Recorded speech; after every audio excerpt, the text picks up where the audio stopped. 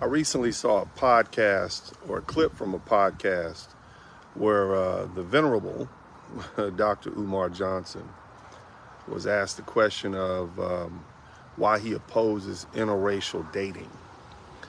And his response, if I can paraphrase, was that when these rich athletes or when men with great date interracially, what ends up happening is the woman who is not of foundational Black American descent inherits his wealth. And so that in itself tells me it's not necessarily about what is in the best interest of the man. Rather, his concern, which is similar to that of many other so-called pro-Blacks, is as to their access to his capital, their access to his finances, his wealth. What that means is they don't actually see you as an individual. They see you as a resource. They see you as a tool. They see you as a utility, one to be used and disposed of. And so when these men, especially wealthy men, reach outside of the African-American community, as is the case with Kobe Bryant, who married a woman of either Italian or Latino descent, and Michael Jordan, who is now celebrating his 11th year being married to his wife, who was Afro-Latino by way of Cuba. It causes for that wealth to be outside of the reach, and that requires some dissection. The question that we have to ask ourselves when we begin to peel through the layers is why? Why would you care about what another man does with his money, with his reproductive organs, and his life in general? Why do you think that you have the right to dictate to a free man what he should do with his person and his things and the wealth that he's accumulated by his own efforts? Now, the truth is, and I've said this repeatedly, the so-called pro-Blacks are no different than the white supremacists. They want to exert control over people. It's no different than any other religion or strongly held belief. They want to assert those beliefs over others because it validates them. At the end of the day, these people want control. They want to dictate to you, to your life. Lyndon Baines Johnson, former president, vice president, said that if I can convince the lowest of white men that he is better than the best of Black men, then what will happen is we can have control over him, and we can tell him what we think is best for him. So the question is, what happens when a Black American man marries outside of the race? Understand this, that woman in the relationship oftentimes dictates the culture that is passed on to the children, the culture that is celebrated in the house. So what happens when you have an Afro-Latino woman or a white woman who is dictating the culture in the house? Well, she has the ear of the children and her husband. If she's of African-American descent or foundational Black American, then she probably associates herself with other foundational Black Americans. And so her culture is constantly reinforced. These so-called pro-Blacks, women will listen to them. These so-called pro-Blacks know that they can grab the ear of the women, and if they can get the ear of the women and dictate to the women what they should be doing in their own house, then basically they have control of the man by proxy. It's no different than what the black pastors used to do. You get the women, you got the men. The Romans did the same thing. They controlled the women, and therefore they control the households, and therefore they control the men, because the men are hardwired to want to please the women. We celebrate the holidays they want to celebrate. We eat the food that they want to eat. We live in the places that they want to live in.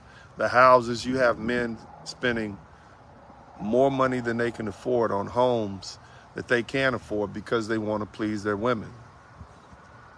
And so when you understand that, you understand why it's fundamentally necessary for these so-called pro-blacks to make sure that black American men, especially those of resources, with resources, marry and are tied to foundational black American women, because it allows them to have control. It's no different than when white men date out. Those groups who exist solely by or for the reason of controlling individuals through race lose that control. Now, men are of the misbelief that we actually run society, and the truth is we run society, but we don't run society. We get our marching orders from the women in our society, because the women hold the culture. We protect the society. We build a society for the purposes of the women and the children. It doesn't take that much thought to figure that out. And so when the question arises, why is it that these so-called pro-blacks seem to have such an interest in what free men are doing? That's it. They don't want you to be free. We understand why black American women don't want you marrying out, and even if the woman is of African descent. And I mentioned Michael Jordan earlier. Recently, they celebrated their 10th or 11th year anniversary. The man has been married to her for 11 years. They have 2 beautiful children together. His first wife was a foundational black American woman named Wanda. Apparently, she didn't like the fact that he was cheating. I don't think any woman likes the fact that he was cheating. And she sought divorce because of that. And she took a very substantial amount of his wealth on her way out. A lot of women cheered her for that. They were happy. They thought that that would be his demise, but thereafter, Michael Jordan went on to become a billionaire, and he hadn't looked back. He's had 2 children by a beautiful Cuban woman who he met in apparently met in a nightclub in Miami, and he seems to be doing well. Now, genetically, when you look at this woman and phenotypically, she's Cuban, which means she's of European descent, she's of African descent, and there may be some native blood in there, native genetics in there.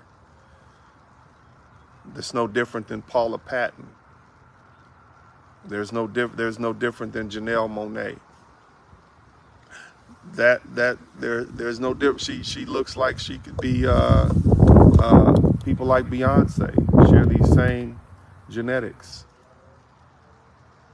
They all are of African and European and maybe perhaps a little Native American heritage. So genetically speaking, there's no different from this Afro-Caribbean woman than from some of our African-American women who are foundational black American.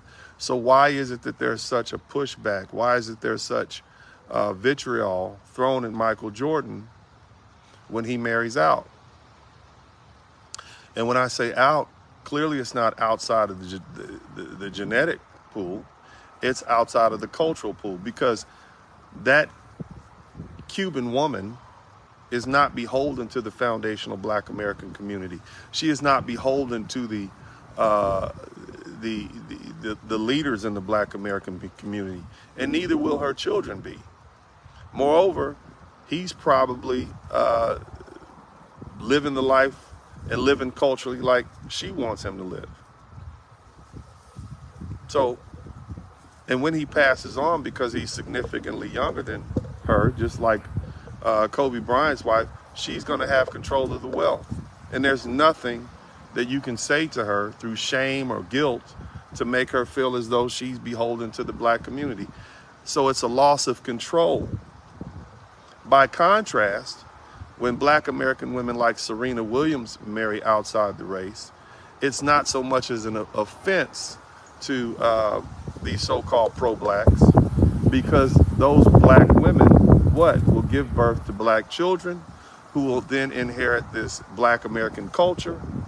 They will then be beholden to the culture, and even that white man that she's married to, although he comes from a different culture, he'll still be beholden to that culture vis-a-vis his wife, Serena Williams. And so this is why black folks don't have a problem with this so-called pro-blacks, or those blacks with this so-called pro-black mindset don't have a problem with it. They just don't. Because they recognize that the culture is passed through the women, and they can dominate the households through the women. Again, as I said, the same way the preacher did. The preacher says do something, a woman is subject to come home and do what the preacher said instead of what her husband said. And he's going to adhere to that just because he doesn't want to hear her nagging and and want her to be difficult.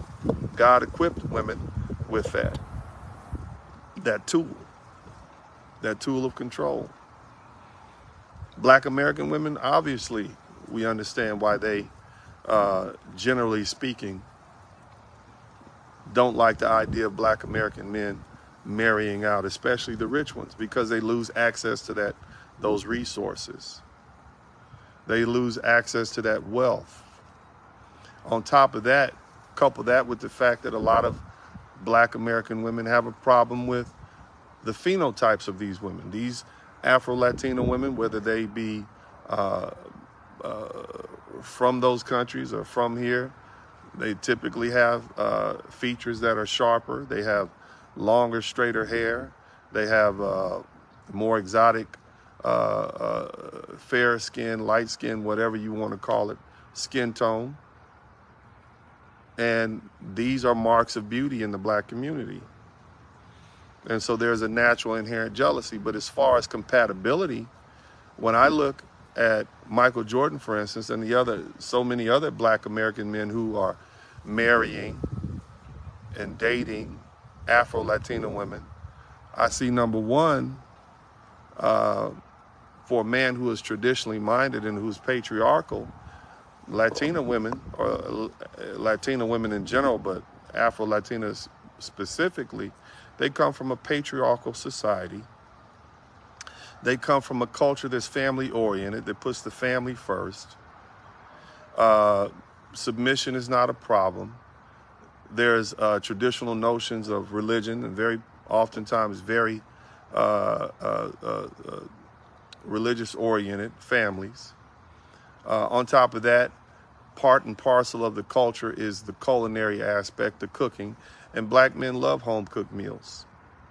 More importantly, or also, sometimes the fact that the woman speaks Spanish, that's something else that could help facilitate, especially facilitate a more cohesive group, especially if he wants to learn Spanish. So you have a lot of different aspects in there as to why black men in general are compatible with a woman from a Latin culture. And specifically, if you're talking about Afro-Latina women, as I said earlier, giving those examples, Paula Patton, Beyonce, Janae Monell, Tessa Thompson even, all of these women phenotypically look like they're black American. And so when you go from a black American woman to an Afro-Latina woman, you're getting what you like. You're getting what you became accustomed to. You still have a Latin woman with the Latin culture, and you have that African phenotype to a certain degree. I mean, all foundational black Americans, for the most part, have a large degree of non-sub-Saharan African DNA. So what are you really missing? Except the culture is different. And for the most part, black men are looking for peace. We're looking for the peace and tranquility when we come home. And we can get that oftentimes with women who come from patriarchal families. Now, a lot of Black American women will say, well, you know, and if we want to talk about, and this is important when it comes to Latin culture, if we want to talk about Michael Jordan's wife divorcing him, his first wife, Wanda Jordan, divorcing him because of his allegations of cheating, well, frankly speaking, in the Latin culture, it is pretty much understood that Latin men cheat. In fact, a lot of these Latin men are known to have multiple families, sometimes within the same city, or at least within the same country. And although it may be something that the women don't like, they recognize the big picture. When I look at Michael Jordan's wife, and I look at Kobe Bryant's wife before they passed, they probably very well knew. In fact, we know that Kobe Bryant's wife knew he was cheating because of those allegations that arose some years before he passed away. Michael Jordan himself may very well be cheating. I don't know, I'm just saying. But these women see the big picture. They recognize that as long as he is taking care of home first, it really doesn't matter to me what he does outside. As long as he's not bringing home any outside children, and it's not interfering with our ability to live, and it's not a drain on the resources, my God, go right on ahead. Now, that doesn't necessarily mean she likes it, but Latin women have been culturally trained to recognize this is just one of those things that women have to deal with, especially when you're dealing with an extremely successful man. In a lot of Latin cultures, success does not require that you have $1 billion like Michael Jordan. Success does not require that you're worth 700 million. Success could be a successful taxi cab driver, and he has an outside woman. A success could be a guy who's a waiter or a blue collar worker, and he might have another family out on the side. So these women, when they come across somebody like a Michael Jordan, hey, it's par for the course. We're used to this, but they recognize the big picture. Now, I want to clarify. I don't advocate cheating. If you are a married man, I am in no way advocating that you cheat. That's not what I'm saying. I'm saying that most cultures, most women from patriarchal cultures, when they're married to a successful man, a rich man, who's known to be rich in that society, recognize that there are going to be multiple women who are attracted to him. And that these men are going to have a lot of options, whether they're married or not married. And so because of that, they recognize that this is something that they have to deal with. In other words, what I'm saying is they recognize that he has value, that he is in essence the prize. And if they stay and they maintain the family relationship and they maintain the household, they will eventually win in the end. They don't allow their ego to get in the way of the overall success and well-being of the family. Unfortunately, African-American women who have been programmed to believe that they're the center of the world because of this feminist society that we now live in, they believe that they're better than the men oftentimes, even if the man is a billionaire and she's relatively unknown and a nobody like Wanda Jordan. We can look at the case of Barack Obama, and we can look at his wife, Michelle Obama. You would think she was the president. She's more vocal than he is. If you listen to her, she would have you believe she ran the house and she ran him while he was the most powerful man in the world.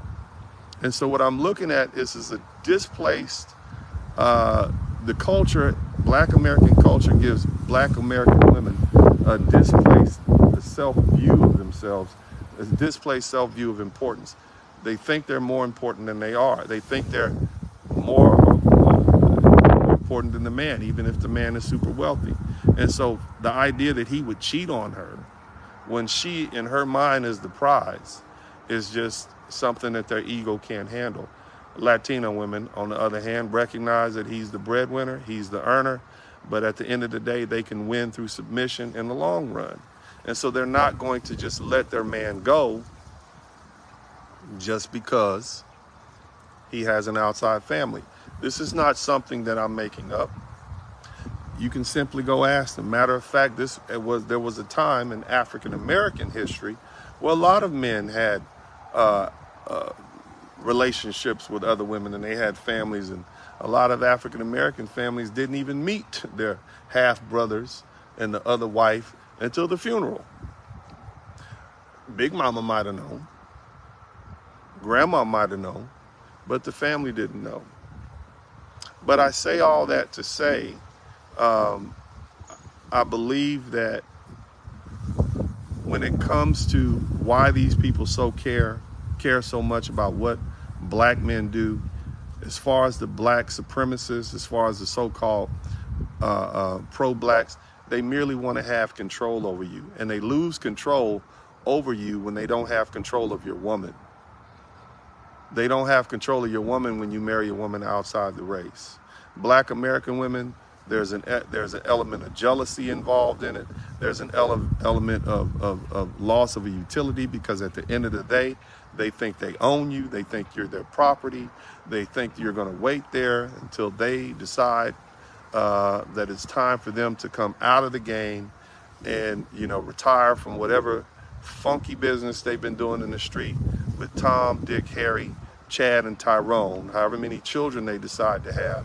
When they're finished, they want you to be there waiting for them to step up and be stepdad. And so the idea that you would go out and actually do something like marry a woman that you're compatible with, they have to try to come up with some reason why it's wrong. He's too old for her. She only wants him for his money. She wouldn't be dating him if he wasn't rich. Every excuse to diminish the relationship or treat it as though it is inauthentic. This from a group of women who at this point demand that you pay $100 just to have a meeting with them, or refuse to go to the Cheesecake Factory, or require that you have some minimum spending amount when you take them out.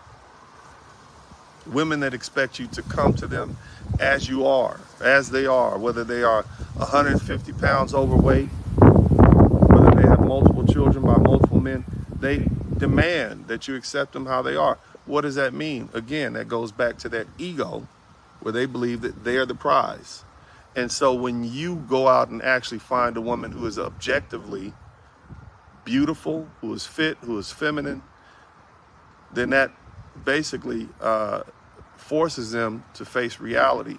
And there's nothing more painful than the bursting of a woman's delusional bubble. When she realizes that her view of herself is not one that exists or is not the reality of who she is. Where she thinks she's a 10 and she finds out she's a 5. Not only is that offensive to her, but it's painful, and most people would prefer to avoid that pain. So a man like Michael Jordan, or some of you fellas who are listening to this broadcast, I'm sure there were beautiful, those of you all who are passport bros, shout out to the passport bros, shout out to the global kings. Shout out to the guy who, back in the day, the women used to look past him, and then when he got himself together, made himself look good, now he's got a beautiful woman on his arm. Shout out to all of those women who get the, I guess they would call it the vapors or the gas face. I'm giving away my age. Shout out to those fellas who came up and then they showed the women who they become, and now all the women can do is say, oh my God. And you missed out. Yeah, because now his worth has increased, and you're looking at him with a woman who has a higher sexual marketplace value than you, and it puts things in reality for you. That's what angers these women. And as I said, it's pretty easy to understand why African-American women would be angered or despondent or say mean, cruel things when black men date out, especially successful black men. but it requires a little bit more in-depth analysis to figure out why these so-called pro-black men have the nerve, the gall to try to dictate to black American men who they can date. And that has a lot to do with control and wanting to dominate you and tell you what to do. It's all, and that's what it's all about.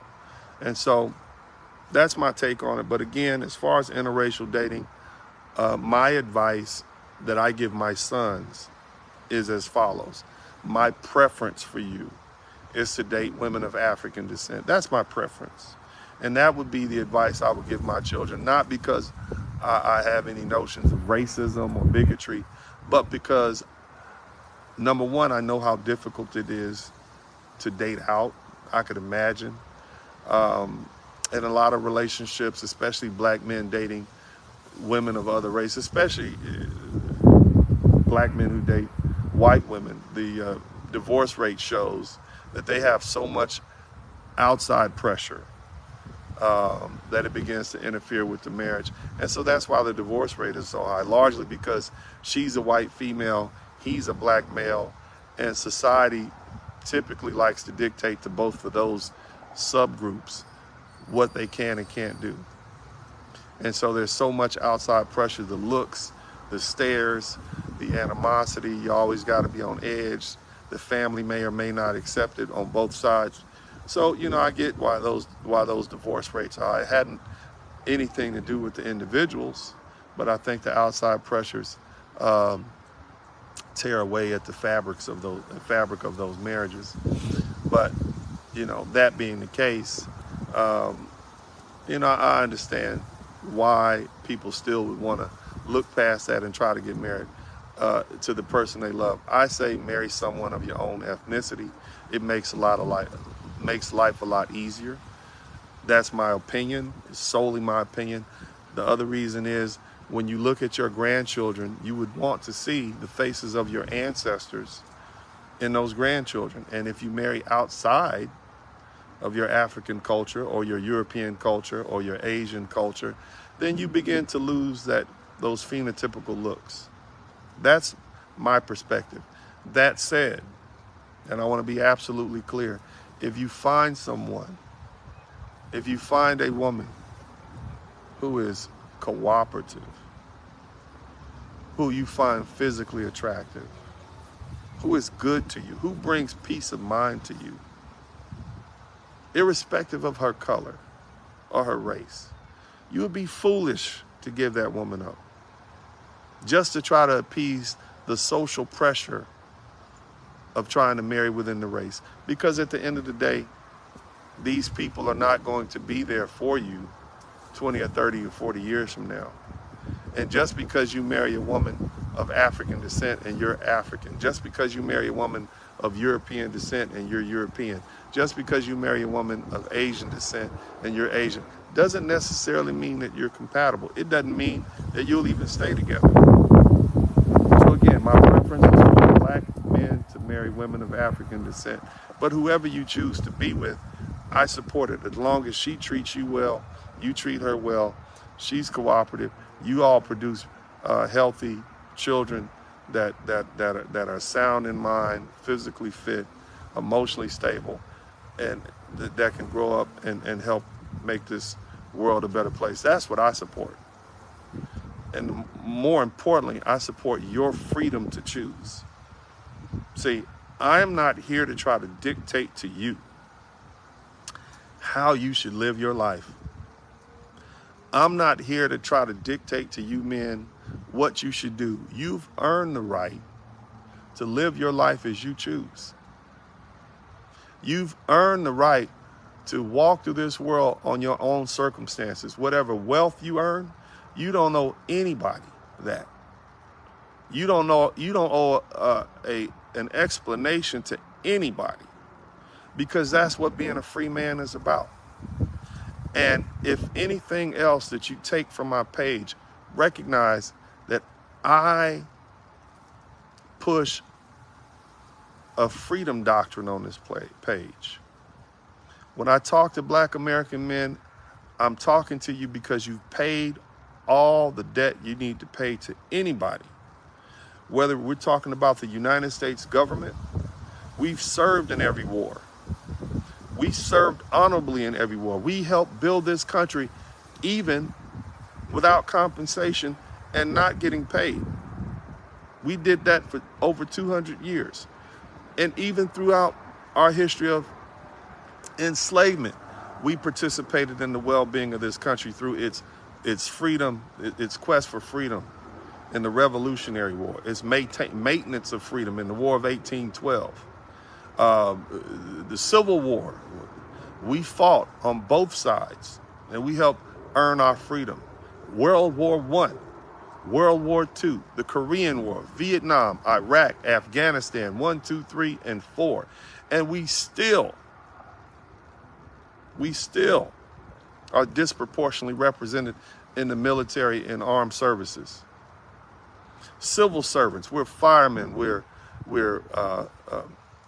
policemen, we're astronauts, we're landscapers, we're gardeners, we're plumbers, we're electricians, truck drivers, we're politicians, we're actors. We have done everything that we're supposed to do to pay whatever debt we may or may not have had to this country. So we don't owe them anything. As far as African-American women, there was a time when we had a social contract. But back in the 1960s, African-American women said, you know what?